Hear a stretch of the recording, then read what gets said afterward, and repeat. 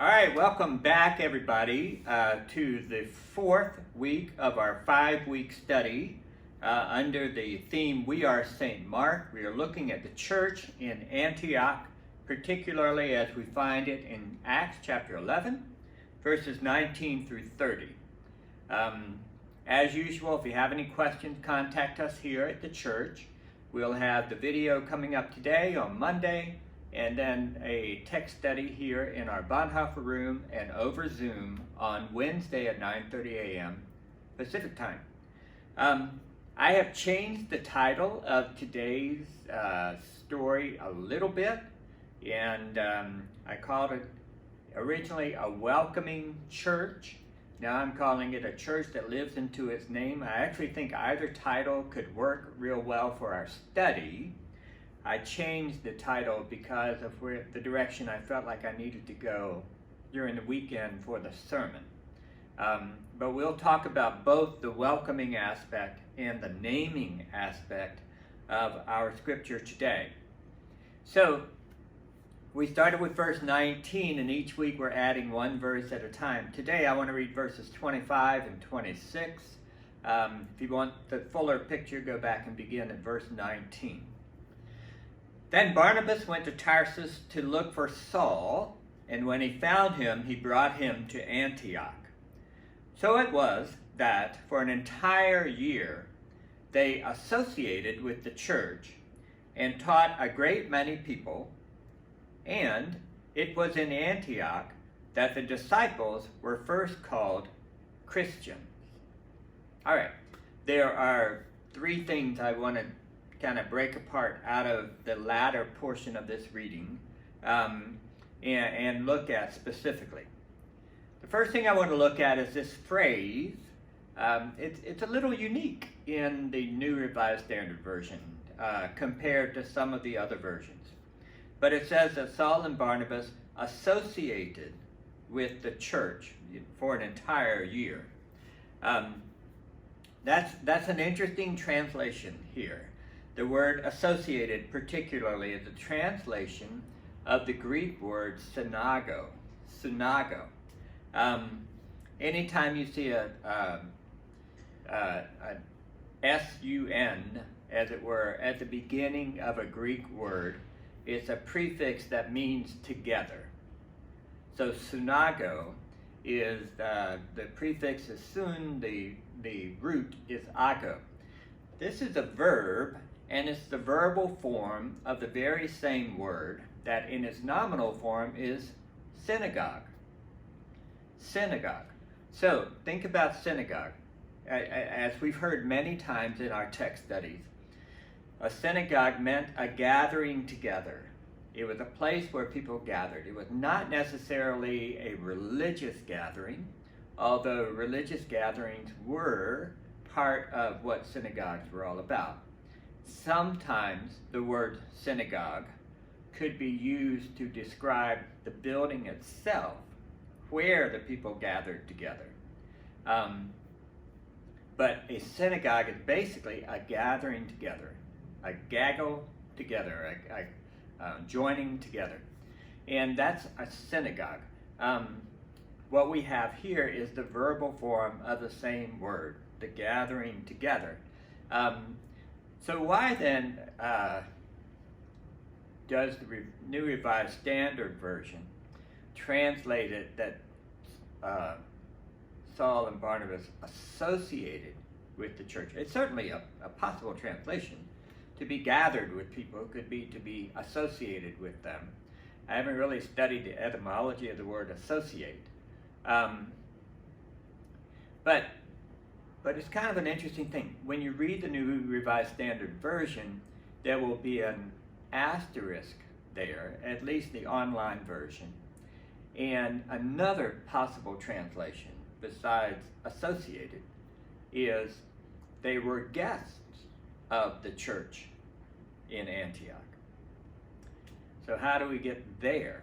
Well, one of the meanings of synago can be to be a guest of somebody, to be welcomed somewhere, to be associated with them in that respect.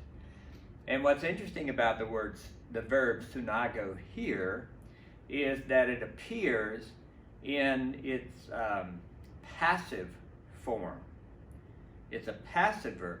So it's not so much something that Saul and Barnabas did, that would be the active form of the verb, but it was something that was done for Paul and Barnabas. So I actually think the possibility of translating that term rather than Paul and Barnabas associated with the church, the second possibility that the New Revised Standard Version points to seems kind of strong to me, that Saul and Barnabas were guests of, were welcomed into the church in Antioch. And remember, we've talked over the last few weeks how dramatic that would be, because the church in Antioch was initiated by Jewish Christians who were part of this diaspora fleeing persecution, and Saul was a big part of that persecution. So the fact that they would welcome Saul and Barnabas, that Saul would be a guest of this church, is really a phenomenal thing indeed about the church in Antioch. So when I originally thought about calling this week, focusing on the church in Antioch being a welcoming church, this is what I had in mind, is that it's not so much Paul and Barnabas said, I'm going to be here, as much as the church welcomed them there, and particularly Saul, a former enemy. So that's the first thing I wanted to show you about this text. I think it says something really rather marvelous about the church in Antioch. And the second thing that our verse says is that Saul and Barnabas taught a great many people. That's not going to sound unusual to us. There's always something like that going on. But I do want to lean into how much of a mark of the church teaching is. For example, whoever wrote the book of Acts, and let's say it's Luke, it starts with a reference to a former writing. And that's why the Gospel of Luke and Acts are considered volumes 1 and 2. The Gospel of Luke starts out with a word to Theophilus, that the writer is sending this, and Acts begins with a word to Theophilus, and it says, the former treatise, or the former book, the writing, that I have made, O Theophilus, was all about what Jesus began both to do and to teach. So in that one verse, the summary of the Gospel of Luke is that it's about what Jesus did and taught. So even from the very, very beginning, we can see that teaching is understood to be a primary part of what Jesus was about. And so we're going to see over and over again references to teaching in Acts. It's a highly honored part of the church's work, is teaching. And then in chapter 15, I thought this was really interesting. In chapter 15, we have the Council of Jerusalem. You can go back and read about that at the beginning of it. Basically, it's one of the first times that the church representatives from all over came together, and it happened in Jerusalem, because they had to consider a challenge. And the challenge was what to do with these Gentiles who were now becoming part of the Christian movement, whereas before it was primarily Jewish Christians. And if Gentiles become Christians, do they have to also follow the Jewish laws? Because those Jewish Christians were certainly doing that. They did not see following the Jewish laws, practices, and holidays and so forth to be anything contrary to their Christian faith. They saw it as part of their Christian faith. So they gathered in Jerusalem. They heard from Saul and Barnabas about their experience. And in the end, they celebrated that the gospel actually broke through the boundaries of just being to the Jews and includes the Gentiles. And then this happens. After the council in Jerusalem, so they sent off and went down to Antioch. They were sent off and went down. This is Paul and Barnabas now. Paul's had a name change.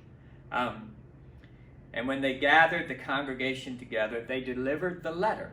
This is the letter containing the decision of the Council of Jerusalem that they're all on board with Gentile Christians as well as Jewish Christians. When its members read it, they rejoiced at the exhortation.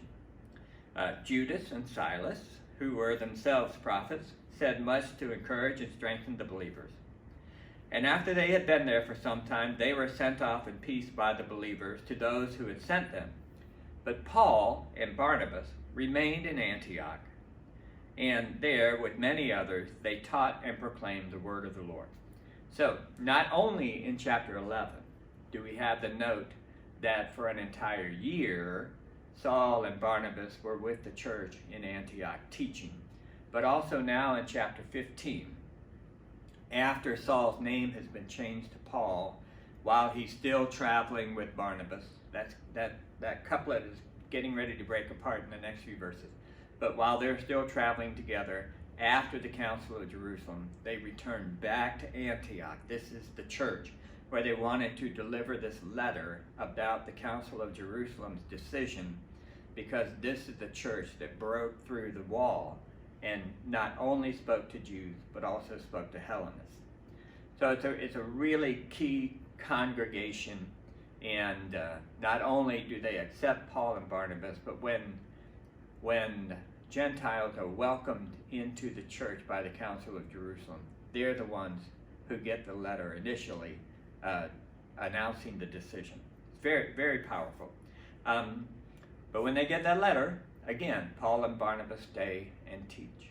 Stay and teach. Teaching is a sign that the church is in the house, and it's an important one.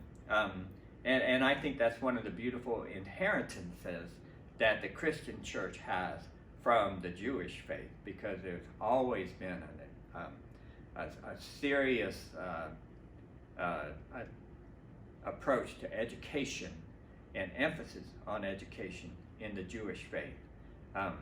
And that likewise has lived into the Christian church. So, what do we have so far? Well, we have Saul and Barnabas associating with the church, which really in some ways shows the church's openness. We have Saul and Barnabas teaching the church, which is a mark of the church's distinctive life together. And then we have that phrase that it was in Antioch that the disciples were first called Christians. Now, there were other names for the disciples that are used fairly often. And on Wednesday, we're going to look at one in particular. They're described as people of the way. The way. So we'll save that for Wednesday, because there are quite a few verses that talk about that. And in doing so, they kind of give us a round picture of what it meant to be part of the early church. Today, I just want to focus on the word Christian or Christians. If you were in worship this past Sunday or Saturday, you would have heard either Shelley Cretine or Deborah Savage read 1 Peter 4, and they would have said in their introduction to our prayer that the word Christian appears 3 times in the scriptures. So I circled back to that in the sermon. 3 times in the scriptures, only 3 times in the scriptures. And I don't know precisely when 1 Peter was written. I don't know precisely who wrote it, actually. But in 1 Peter chapter 4, there's reference to the word Christian. It's a curious one. And I tried to point out in my sermon, It's Christian vis-a-vis someone who suffers as Christ suffered. So it's Christian vis-a-vis suffering. And verses 15 and 16 read from 1 Peter 4. But let none of you suffer as a murderer, a thief, a criminal, or even as a mischief maker. Yet, if any of you suffers as a Christian, do not consider it a disgrace, but glorify God because you bear this name. That's interesting, isn't it? So the kind of suffering there is you can either suffer as a murderer or a thief. That seems like what we're talking about is somebody who runs afoul of the authorities and can be arrested, imprisoned, beaten, shamed, even put to death. It's not just suffering like, I've had a hard life. It sounds like persecution, or in the event of someone breaking a law, we typically call that prosecution, right? Is someone who's suffering for having broken either the law or the habits. And you can do that as a murderer, you can do that as a thief, you can get caught and then you can pay the price, or you can get caught being a Christian and pay a similar price. It's kind of interesting that this letter holds suffering as a Christian over and against suffering as a murderer, a thief, and criminal and mischief maker. The whole point being that when you suffer because you are a Christian, you are being Christ-like. And that's an interesting thing, isn't it? The notion of Christ-like is suffering with Christ, not triumphant, not the majority, not the predominance, not those in charge, not those with power, but rather those who suffer as a result of the strong arm of someone else. So that's interesting. That's one of the references. And then in chapter 26, we mentioned also during the sermon, but again, I want to refresh this. Paul is appearing before Governor Festus and King Herod Agrippa II. I'll circle back in just a minute and talk about where this particular Herod fits within all the Herods in the Bible. But right now, Paul has been held under house arrest for a time. Festus doesn't know what to do. Then Agrippa comes in. Herod Agrippa II was part Jewish, like all of the Herods. He also was, by virtue of his mother's line, connected to the Hasmonean dynasty, which was a priestly class during that time. So he had both a kingly and priestly class within his lineage there. And he knows quite a bit about not only the Jewish tradition, but also this Christian tradition that Paul is talking about. At least Paul assumes that and refers to that in this conversation. And so when Paul is done speaking, he was talking about, listen to how Paul finalizes his testimony of what happened to him on the road to Damascus and how he responded to it. He finalizes it by saying, "To this day, I have had help from God, and so I stand here, testifying to both small and great, saying nothing but what the prophets and Moses said would take place, that the Messiah would suffer, and that by being the first to rise from the dead, he will proclaim light to both our people and to the Gentiles." That the Messiah would suffer and rise. That the Messiah would suffer. Again, Paul is associating his preaching with the suffering of Christ. And that's the point at which Festus says, "Paul, you're crazy. Too much study has made you mad." And Paul said, "Well, I'm not crazy." And King Agrippa knows I'm not crazy because he's not unaware of what I'm talking about here. And he asks, King Agrippa, do you believe Moses and the prophets? And that's when King Agrippa uses the word Christian and asks, in such a short time, would you make me a Christian? It's kind of a hard question to translate, and certainly hard to figure out the tone of the question, whether it was derisive or curious. But the fact that King Agrippa, who's not even located in Judea, Jerusalem at this time, is aware of the word Christian, gives you a sense that that it was a functional term, even if it only appears 3 times in the New Testament.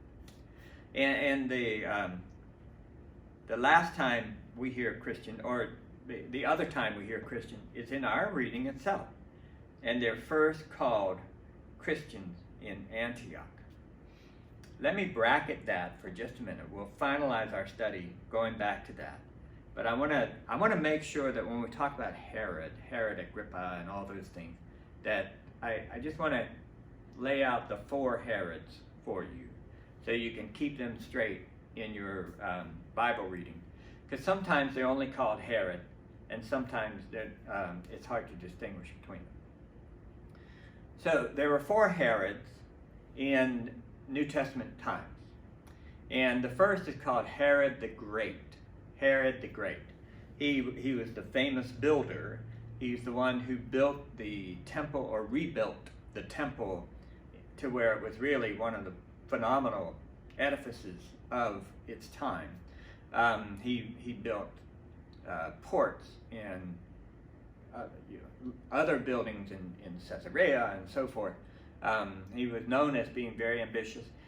He had a process that he would actually make people who had a lot of wealth contribute toward the building rather than just raise the taxes on everybody. He was very effective. Now, this is the Herod who's in the birth story of Jesus. Mentioned in Luke, but particularly in Matthew, when the Magi come to visit the Christ child. Remember, they first go to Jerusalem and they go to the palace of King Herod asking, where is he was born king of the Jews? And Herod calls together all of his religious leaders and they identify that it's Bethlehem of Judea, and he sends the Magi and says, when you see the child, find the child, let me know, I want to come worship too. That's a lie. He wants to kill the child. So the Magi go, they worship the child, then they're warned in a dream to go back home by another way, and they don't tell Herod. This is Herod the Great, and he's the one who orders the massacre of the children in Matthew chapter 2. Okay, so that the massacre of the infants, that horrible, dark story, is associated with Herod the Great. He was known to be very vicious.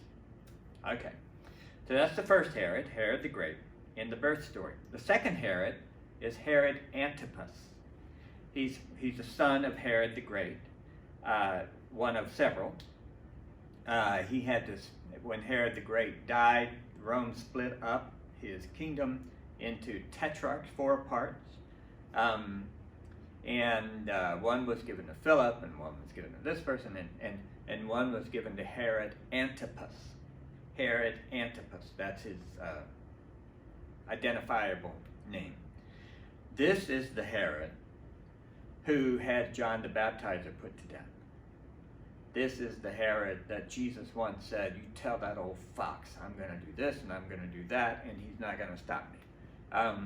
This is, so when we read the Gospels of Jesus' ministry, not his birth, but his ministry, his life and death, and going before Herod, and then going before Pilate, and Pilate and Herod collaborating and stuff, this is Herod Antipas.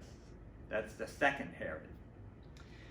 The third Herod, his name was Herod Agrippa the first, and sometimes simply called Agrippa the First. He he is mentioned in Acts chapter 12. And the beginning of Acts chapter 12, so he's the son of, I don't know if he's the son of Herod Antipas, but he's the grandson of Herod the Great. And he's in Jerusalem, and in Acts chapter 12, he starts persecuting the church. He had James, the brother of John, put to death by the sword. He saw that that pleased the religious leaders, so he started a violent persecution. And just go back and read Acts chapter 12. He's mentioned in there numerous times as being behind this. And at one point, not in Jerusalem, but in one of the other places where he had authority, he was angry with the people there, and they were aware of it and tried to appease him. So when he went to see them, they started praising him. And the Acts describes how he was in this fine raiment, and when he came out, they started saying, "Oh, this is the voice not of a man, but of a God." And that suddenly, he was an angel of the Lord struck him with worms, and he died. Okay, that particular telling of the story doesn't have a lot of fans among historians, but there are parts of that story that are very, very popularly related in terms of Herod Agrippa I. He did appear in fine raiment. He was catered to by people, and he did die mysteriously, fairly young. It might be because of the role he had in helping Caligula into power back in Rome. It might be because of some of the people that he angered by favoring Jews and therefore oppressing other people, which would fit fairly well within the persecution of the Christians in Acts. We don't really know, and of course we don't have the coroner's report. The suspicion is that perhaps he was poisoned, but he did die of a bowel issue. So when the writer of Acts is talking about him being stricken with worms and died, stricken with worms is kind of weird, but it usually means something in the intestines, and that was kind of an early, unexpected death for him. Which Acts attributes to God because he was getting too big for his shoes and being considered divine. I think Josephus has a very similar account of his death and similarly sees it as a punishment from God. So that's the third Herod. You have the Herod of the birth, the Herod who killed John the Baptizer and was instrumental in Jesus' condemnation. And then you have this Herod who is there tormenting the early church and dies. His story is told in Acts chapter 12. And then we have the Herod who's in Acts chapter 26. And in Acts chapter 26, this would be the fourth Herod, great-grandson of Herod the Great. Also known as Herod Agrippa II. He was the one who had the kind of the royal lineage through his father and the priestly lineage from the Hasmonean family through his mother, the last of the Herods. And he was young, like 17, when his father died, to where Rome didn't appoint him to take his father's place. And in fact, when he was appointed, it wasn't even over Jerusalem. So he is in a pretty good place to understand both what's going on with the Jews in Judea and the diaspora, as well as what's going on with the Christians there. So in Acts chapter 26, Paul assumed that this Herod Agrippa II, the fourth of the Herods, knows what the Christian movement is about. All right, and I'm sorry if the order is getting confusing here. There are a lot of distractions happening this morning at the church, and I'm trying to ignore them. So let's look at that part of Acts 26 that says they were first called Christians in Antioch. The word Christian appears 3 times. But I want to look at the verb called. Krematizo. That's the word translated called. It sometimes refers to a divine command that someone would be called, like called into ministry, called to go do something. It can also be translated as a warning. A warning. And I want you to just think about that connotation of the word for a minute. To be called Christians, to be warned that you are Christ-like. Might have been a way of saying that, as powerful as this movement is, there is danger to it.